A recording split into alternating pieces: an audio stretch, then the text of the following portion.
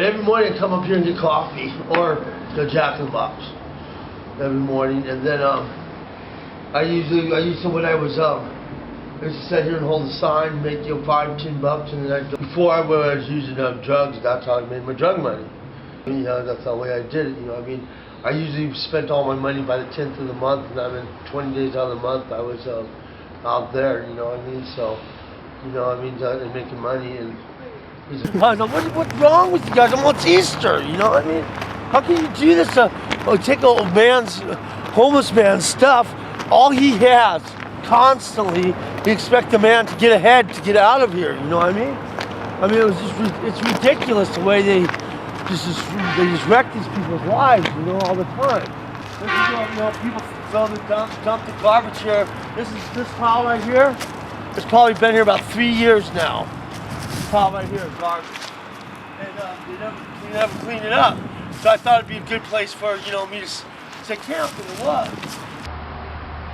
I used to, a lot of times I'd find a bunch of marijuana in the dumpsters every winter time.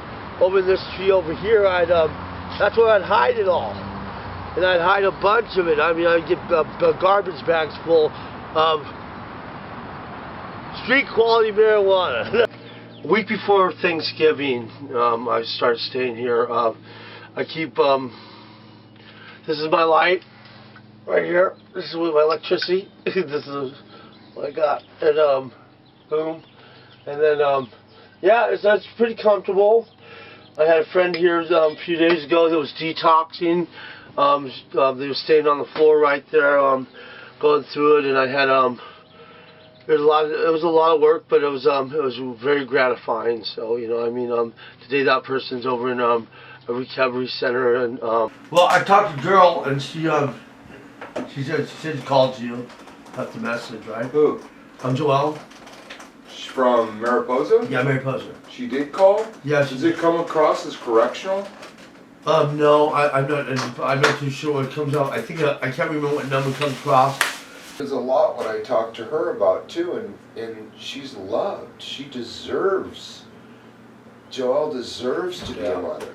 Yeah, she deserves to have those things in her life. No joke.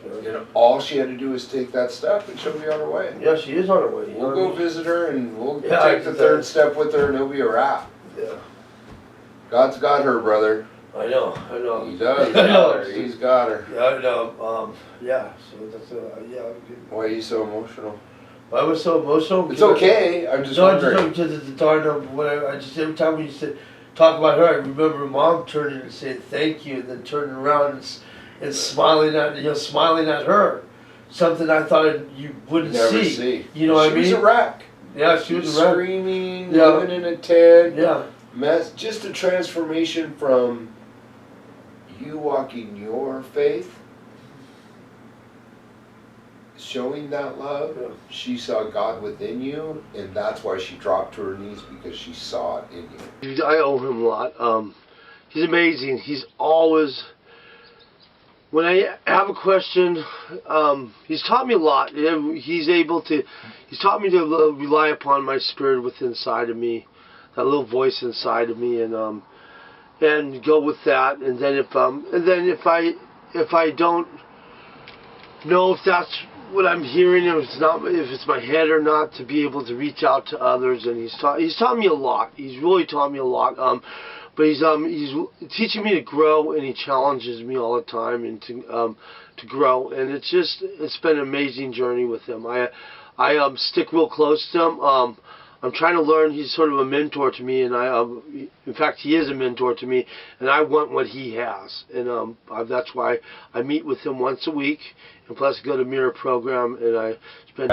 So Mirror first started, I think I had about 6 months sobriety. So I would pick guys up at Pathways, bring them to my house, and I started the group, and there was 3 of them, and then they got out, and they would come to my house on Sunday morning.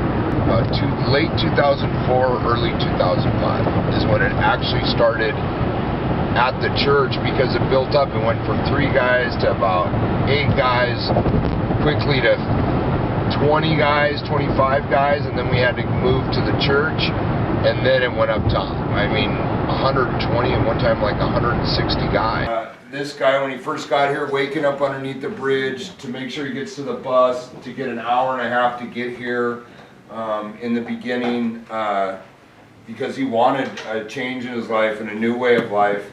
And God definitely has transformed this guy. Now he's out helping others from the same spot where he used to say, get clean and sober, which is amazing. So he's going back to where he was from and helping others come to know a new way of life. And it's my pleasure and honor to give this to Mr. Bill Bowden.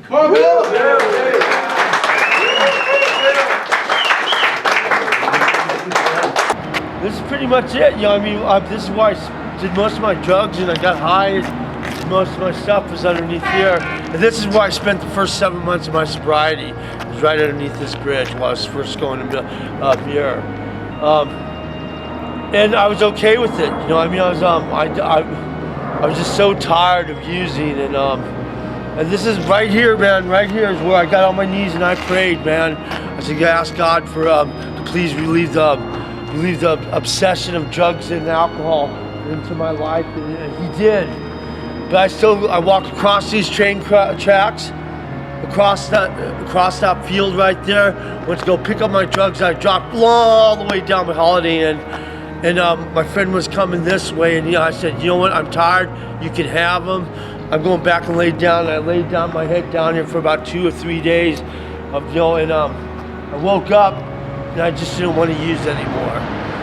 That's why I'm so much into the Bible today and spirituality, because He relieved that obsession that I know there was no human being that could do that for me.